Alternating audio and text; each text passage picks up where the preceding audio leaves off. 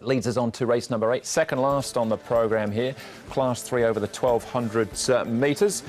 If it's not over by the 8th, then Scores of Fun's got a shot at the DBS Manulife Challenge here. Last start winner, reunited with Wagner Borges, ridden once before for a win. Handsome Bobo, Massive Pocket, Racing Fighter, Smart Leader take the class drop. It's a split band again, the 60 to 85 here. Hinch and Lover, last start winner. Kerpenny, the last start winner over the 1,000 metres up to the 1200 here. Sincere Boy with the blinkers on, first up since June. And President's Choice gets the inside gate here with Matthew Poon in the saddle for Michael Chang. Smart Leader and the runner mark are the horses that have been up at Chongfra in the last month. Scores of Fun. Will he be the watch horse? And we get to race number 8 for the challenge. If he is, he's going to lead. If he's not, he's still going to lead. Racing Fighter will follow him. Hinchin Love's been in good form. Winner last time and 4th at big odds before that. Eternal Beauty, Handsome Bobo, 3 wide with Smart Leader out there as well. Massive Pockets on the class drop, loves this trip. The runner, a better run than last time. He was forced wide from a wider draw. And President's Choice off the inside comes to Happy Valley for the first time, but he'll be last on the fence pool. Yeah, here's Massive Pocket. He'll want as much pace on as he can. We know he gets back and he really hits the line strongly. Does Massive Pocket. Vincent Ho aboard. He knows his horse well, and he's going comfortably in his track work. Smart Leader's changed stables. I thought I'd show that. This piece here is now with Chris So. Of course, we know him previously with Tony Cruz. Look, it was a nice piece from him. He really stretches out well. He's drawn a little bit awkward in barrier number 11. That was just a query, but he is a 2-time winner over the course and distance. And President's Choice, he's coming in here at the bottom of the weights, is President's Choice. He's got barrier number 1, and he's coming to Happy Valley for the first time. A horse we have seen run pretty well at Sharton in the past. All right, let's head back to track work first before we look at some of these key races. Ed's chatting once more with John Size, trainer of Scores of Fun. Scores of Fun, John. He's in super form at the moment. What are your thoughts leading into Wednesday night with him? Well, he's been in very good shape, as the form guide will tell you. He goes to the races consistently and often, and he runs the same race every week. So those horses that are consistent all the time, they've always got something else up their sleeve. And he wouldn't surprise me if he run another good race. He's backing up from last week. Is he the type of horse that's got the constitution to handle that without any issues? He seems to be one of those. You know, he's obviously got nothing wrong with him. Otherwise, he couldn't come back in 7 days. But his form, he manages to maintain it. He's consistent, and he'll have a chance of winning a race.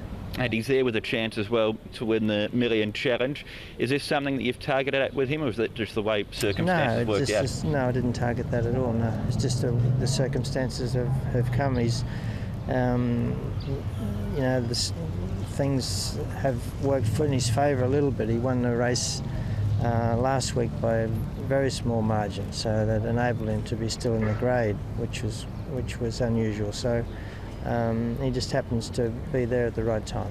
And a final question for you, John. After the weekend's racing, now in front in the trainer's title, stable's been in super form. Do you feel the team's on track for a 12th title?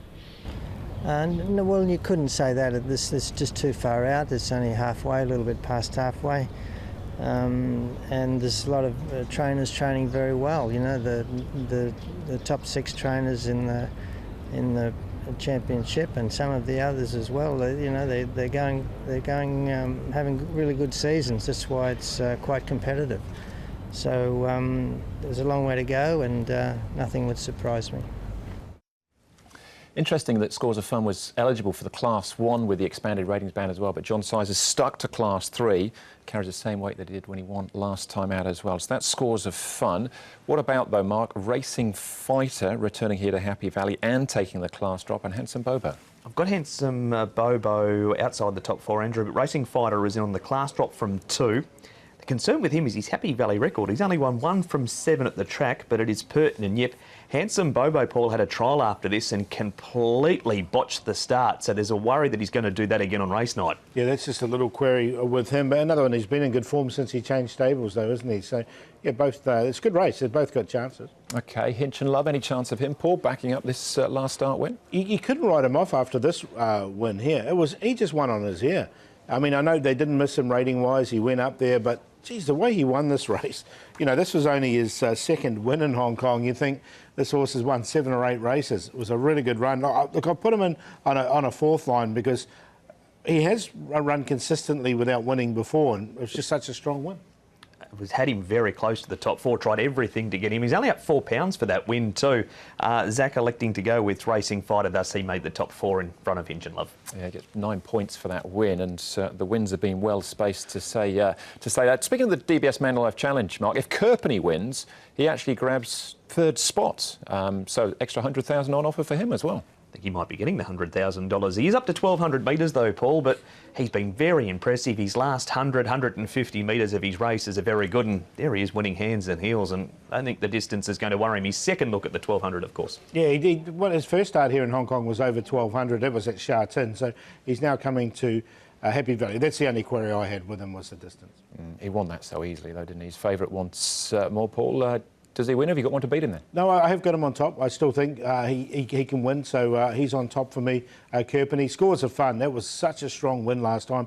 Shushan had him all over the place, and he fought back and won that race with a big weight. If that hasn't been taken out of him, Kerpenny will know he's been in the race. So 7 to beat 1, massive pocket if they do overcook it, and Hitch and Love. I didn't want to leave him out because it was such a strong win.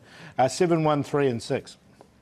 Same Quinella as Paul, 7 on top, and that is Kerpenny to win. I don't think that step up in trip's going to worry him. He loves Happy Valley. Scores are fun to run second, good enough to carry £133 to victory last time. Better draw, and he's got that early speed. Racing Fighter, the Pert and Yip combination from the good draw. And put President's Choice in the top four. He's drawn barrier 1, Happy Valley debut. He's had no trials here, not going as well as he was towards the end of last season, but he does get Matthew Poon on board, and the train's riding really well. 7, 1, 4 and 12. He definitely has ability, President's Choice as well. But Kerpenny for me, yes, up to the 1,200 metres, plenty of stamina on the dam side though. I think it's one for Casper Fownes and Joe Moreira in the 8th, which just leaves us one more race to go. Race number 9 plus all the best bets. That comes up next.